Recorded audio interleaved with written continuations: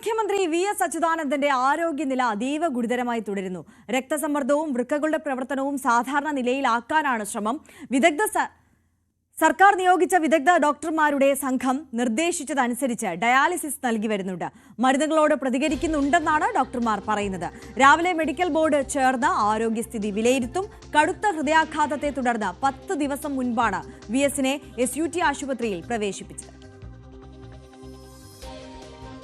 V Arun കൂടുതൽ വിവരങ്ങളുമായി ചേരുകയാണ്. അരുൺ, 11 മണിക്കാണ് മെഡിക്കൽ ബോർഡ് യോഗം ചേരുന്നത്. അതിനുശേഷം ഇറങ്ങുന്ന മെഡിക്കൽ ബുള്ളറ്റിനിൽ അദ്ദേഹത്തിന്റെ ആരോഗ്യനിലയുമായി ബന്ധപ്പെട്ട ഏറ്റവും പുതിയ അപ്ഡേറ്റ് പ്രതീക്ഷിക്കാം, അല്ലേ?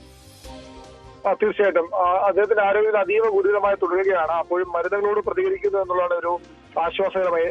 ഒരുപക്ഷെ ഈ അദ്ദേഹത്തിന്റെ ചികിത്സ ഏറ്റവും ആശ്വാസകരമായ സംഗതി അതാണ്. അദ്ദേഹം മരുന്നുകളോട് ഇപ്പോഴും പ്രതികരിക്കുന്നുണ്ട്. ഈ ഒരു ഗുരുതരാവസ്ഥയിൽ സാധാരണ രോഗികൾ അത് പ്രതീക്ഷിക്കാനാകില്ല. പക്ഷെ വി.എസിന്റെ ശരീരം മരുന്നുകൊണ്ട് പ്രതികരിക്കുന്നു. അത് മാത്രമാണ് ആശ്വാസ ഘടകമായി ഉള്ളത്. നിലവിലെ ചികിത്സ തുടരാൻ തന്നെയാണ് തീരുമാനം. ഈ വൃക്കകളുടെ പ്രവർത്തനം സാധാരണ നിലയിലാക്കാൻ, പരമാവധി സാധാരണ നിലയിലാക്കാൻ വേണ്ടിയാണ് ഈ തുടർച്ചയായ ഡയാലിസിസ് ഇപ്പോൾ ചെയ്യുന്നത്. അതോടുകൂടി ആ വൃക്കകളുടെ പ്രവർത്തനം സാധാരണ നിലയിലേക്ക് എത്തിക്കാമെന്നാണ് പ്രതീക്ഷ.